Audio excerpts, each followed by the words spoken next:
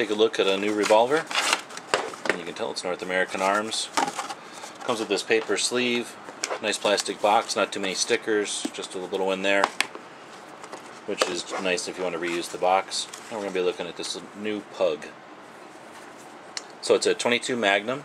First we'll check for if it's empty. And you remove this little release, slide out the guide rod there,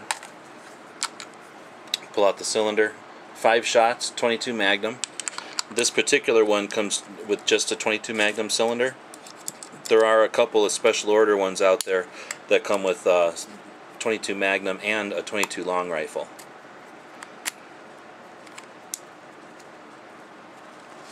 Just a quick look, the foam inserts come out so you can use this box for whatever. You've got your spent case, catalog, and some paperwork. Of course, the lock, and it's a decent case. You can lock right there, so good way to lock it up for security and for safety. So we've got basically a 22 Magnum 5-shot revolver, single action, meaning that you pull the hammer back manually, and then the trigger is just going to do one job, and that's drop the hammer when you pull it.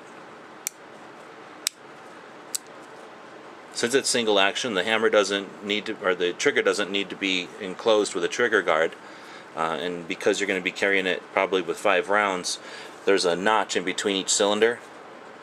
And if we are carrying it with 5 live rounds, you can just sort of pull the hammer and then drop it there between the live rounds. And you can see there that if there were rounds in there, neither one of them would be underneath the hammer. And this way, if it gets moved or bumped while in a pocket, no danger of it going off accidentally. What sets this model apart from the standard NAA 22 revolver, which this one is it has a wood grip that's smooth. The big difference is this one has a rubber grip made by Hogue, and it's very grippy. It's both texture and material make it very sticky in the hand. You're not going to drop this revolver at all.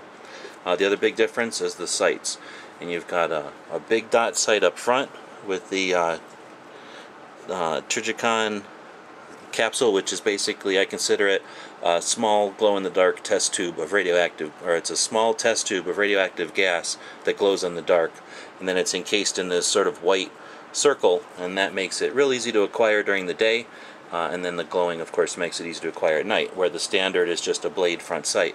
And then your rear sight on a standard is really just the notch here in the back of the frame, where on the Pug you've actually got a slight V with a little white line there. Very easy to acquire a sight with this one, a little tougher with this one. Now, whether or not you agree that a small pocket revolver like this needs a front sight, it's here nor there. This one definitely offers an advantage. The other difference is the frame. A little more substantial frame here. You can see the wider top with some serrations or grooves, whereas this one's a bit more traditional.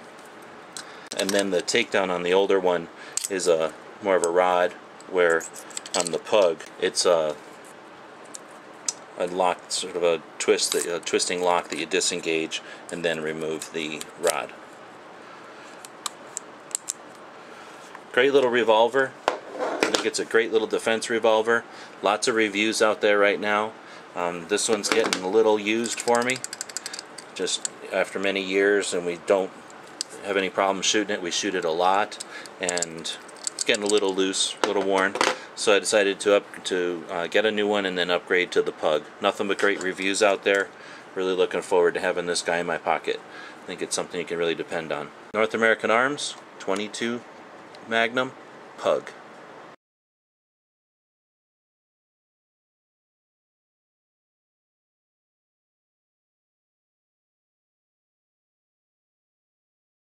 The guys and gals of GunWebsites.com encourage you to take a CCW class every year, practice at least once a month, and carry every day. Thanks for watching GunWebsites.com.